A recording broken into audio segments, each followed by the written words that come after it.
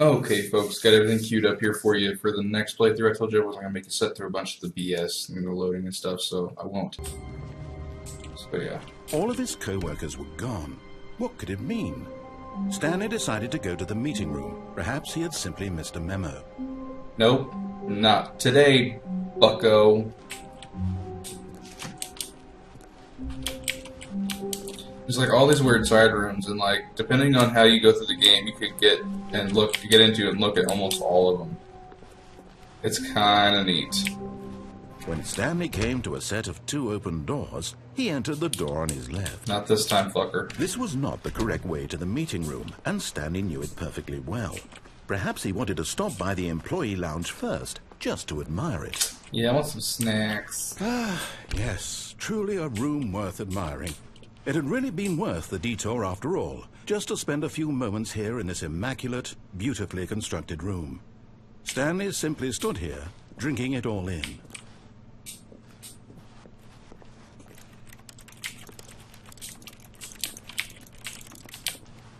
Yes, really, really worth it being here in the room.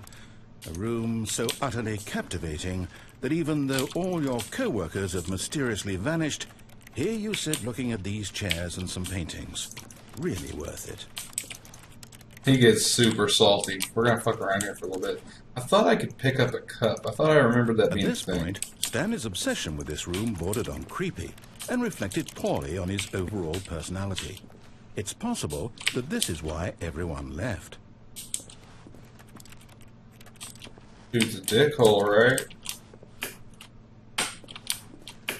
Stanley sat around waiting for more dialogue, but when a long time had passed and there was no more, he decided that the game was trying to send him a message.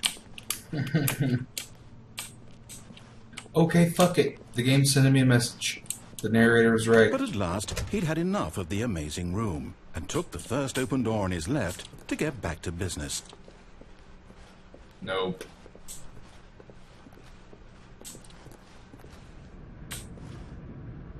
Stanley was so bad at following directions, it's incredible he wasn't fired years ago. You know what? It is incredible, Mr. Narrator.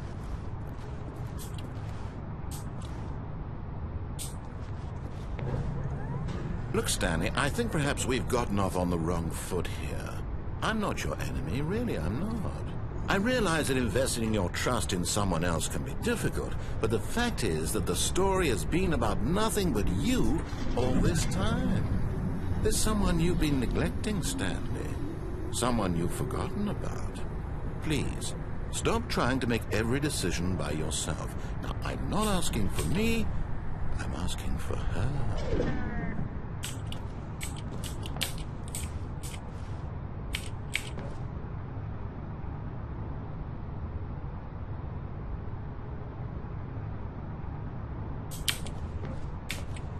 This is it, Stanley. Your chance to redeem yourself. To put your work aside. To let her back into your life. She's been waiting. That's her, Stanley. You need to be the one to do this. Am I being interrogated while I'm on drugs? If you can truly place your faith in another, then pick up the phone. What if I don't? It's not even hooked up to nothing but electricity. There's no phone line.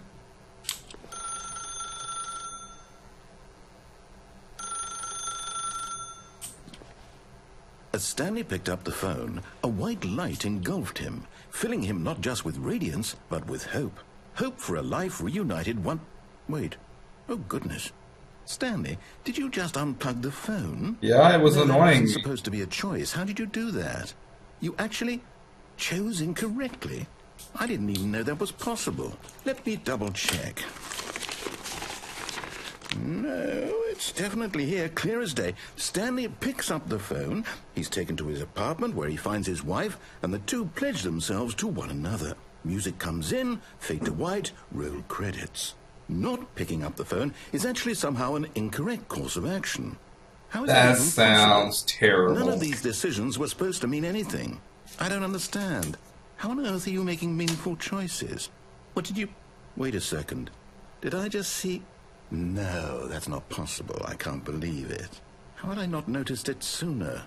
You're not Stanley. You're a real person. I can't believe I was so mistaken. This is why you've been able to make correct and incorrect choices. And to think I've been letting you run around in this game for so long. If you'd made any more wrong choices, you might have negated it entirely. It's as though you completely ignored even the most basic safety protocol for real-world decision-making. Or did you not grasp the severity of the situation? Well, I won't have that kind of risk on my watch. I'm going to stop the game for a moment so we can educate you properly on safe decision-making in the real world. Let's observe this helpful instructional video. Choice. It's the best part of being a real person. But if used incorrectly, can also be the most dangerous. For example, in this scenario, a hypothetical real person named Stephen has a choice. He could spend years helping improve the quality of life for citizens of impoverished third world nations. Or he could systematically set fire to every orphan living in a 30-kilometer radius of his house. Which choice would you make? Remember that unlike here, the real world makes sense, and at no time should you make a choice that does not conform to rational logic. If you find yourself speaking with a person who does not make sense, in all likelihood, that person is not real. Allow the person to finish their thought, then provide an excuse why you cannot continue talking. Turn to a partner and practice saying, "My goodness, is it 4:30? I'm supposed to be having a back, sack, and crack."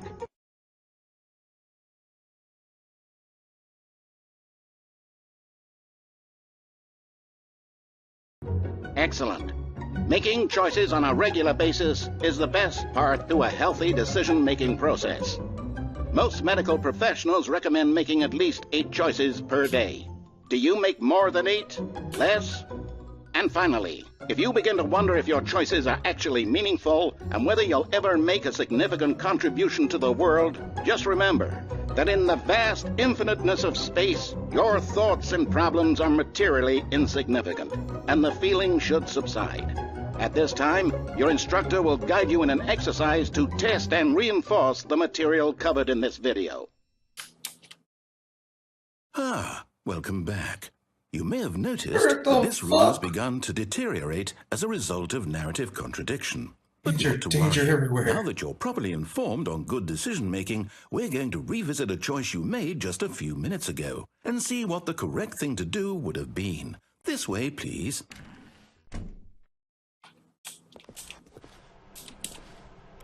Can I make a phone call?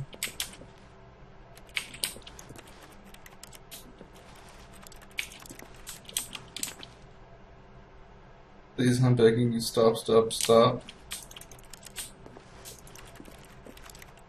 Whatever. Okay.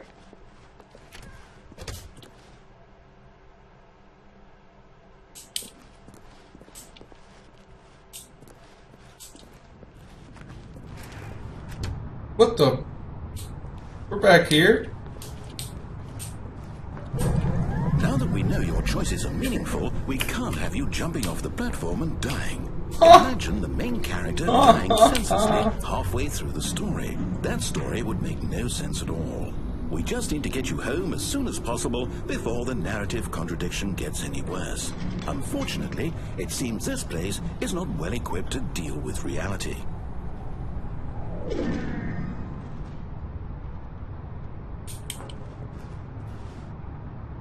Where did you take me? Why am I going backwards?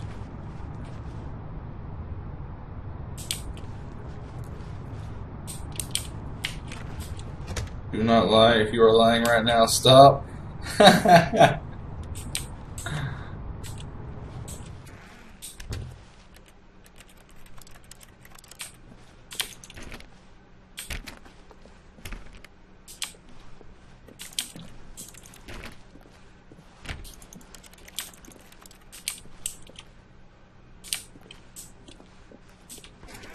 Almost there. You'll take the door on the left, back to the correct ending, the story will have resolution once again, and you'll be home free in the real world.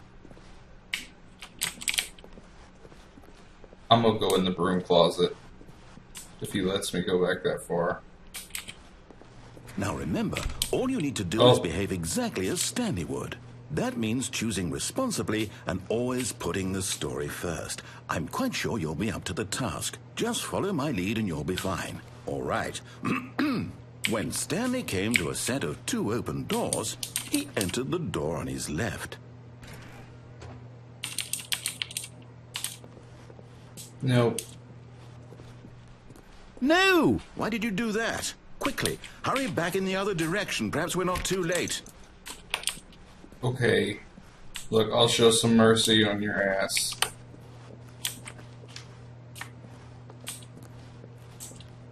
Maybe again? Well, nothing else happened.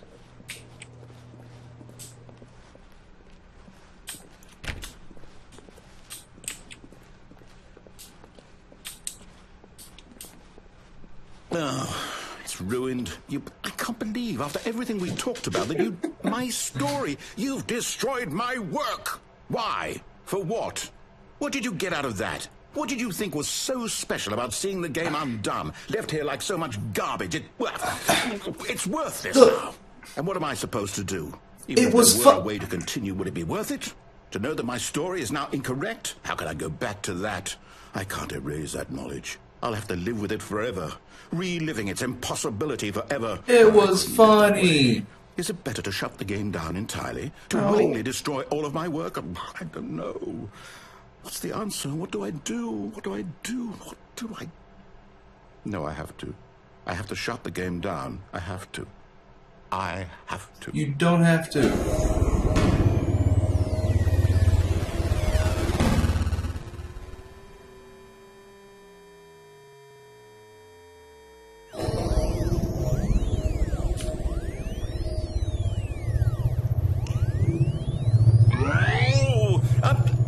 I'm here. I'm still here. Here in this pile of rubbish. With you. You. Who thought you were so clever. Now look where we are. My entire game is destroyed. It was the only thing in the world that was mine, and you've run it into the ground. What, did you think that would be funny? You just had to see? Didn't I impress upon you how important it was to be like Stanley? He actually knows how to do what I tell him to. He understands that if I say to do something, there's a damn good reason for it. That thought hadn't even occurred to you, had it? That there's a world outside of you? You're a child. Motherfucker. My story. If you'd just gone through the door on the left, you would have seen it. There was a whole underground facility. You would have destroyed it and been victorious. It would have been so perfect. I worked so hard on it. I tried so hard. That does sound pretty cool. Behave exactly as Stanley would. That means choosing responsibly and always putting the story first. I'm quite sure you'll be up to the task. Just follow my lead and you'll be fine. All right. When Stanley came to a set of 2 open doors, he entered the door on his left.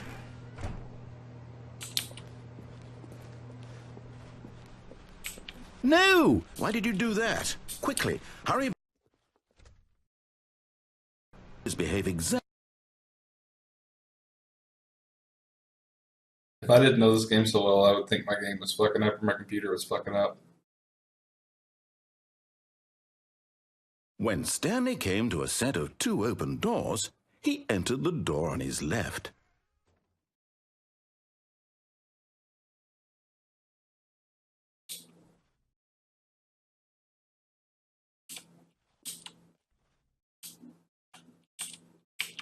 Can't go anywhere.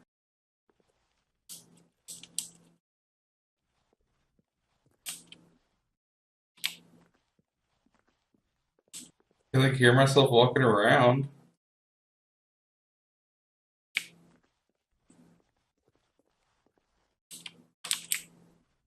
This is ridiculous.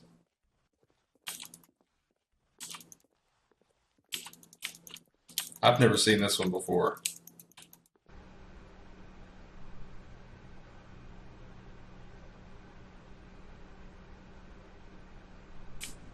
No! Why did you do that? Quickly, hurry. Behave exactly as Stanley would. That means choosing responsibly and always putting the story first. I'm quite sure you'll be up to the task. Just follow my lead and you'll be fine. All right. When Stanley came to a set of 2 open doors, he entered the door on his left. I hope this game is...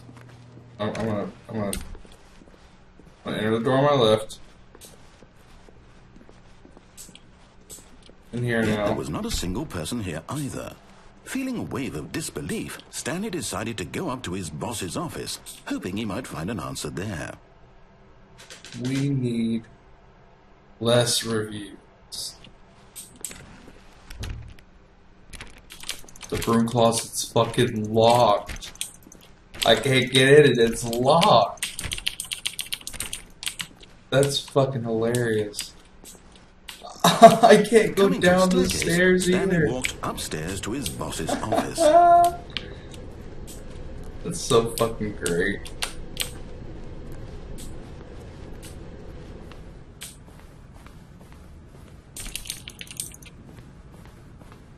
Wonder what's going to be different. The door seems different.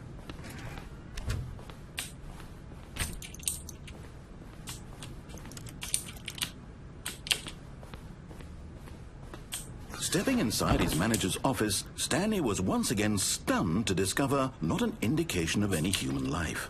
Shocked, unraveled, Stanley wondered in disbelief who orchestrated this, until he saw the door with a voice receiver next to it. Surely behind this door lay all the answers to his questions. And beyond all probability, he knew the passcode. He had seen it on his boss's computer just last week. Night Shark 115. Was this the code to open the door? Would it still work? There was only one way to find out. Stanley had been trained never to speak up, but now he would draw from within himself the courage to face the unknown. He drew a sharp breath and then spoke the code. 115. Night Shark 115. Stanley spoke the code. Night Shark 115. He spoke it into the receiver, right there on the wall. Night Shark 115. I'm sorry, is there a problem? You didn't mishear me, did you?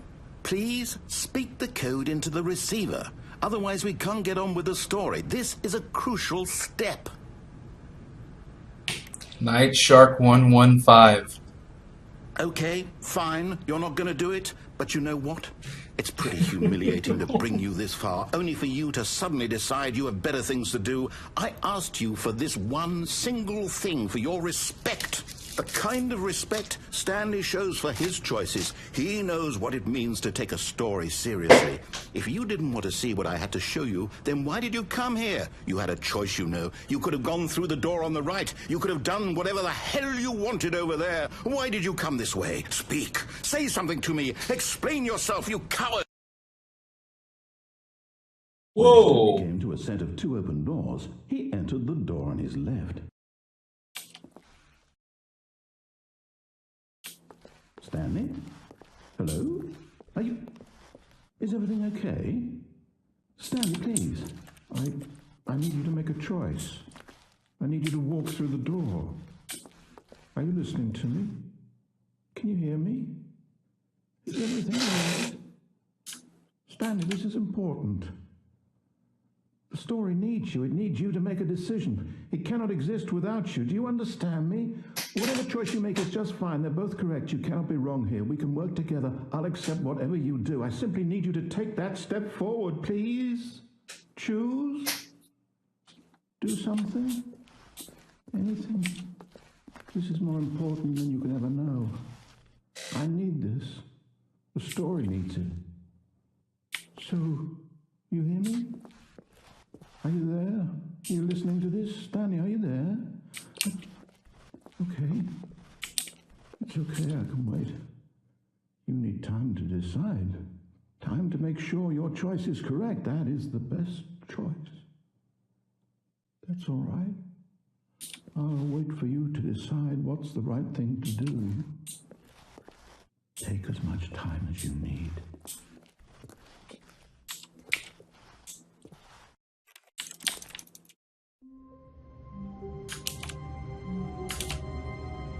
Wow, that got sad. Okay, guys, that's all we have got time for today. Thanks a lot for coming along, guys. I'm having a lot of fun with this, and I hope you are too. I'll see you next time. Bye.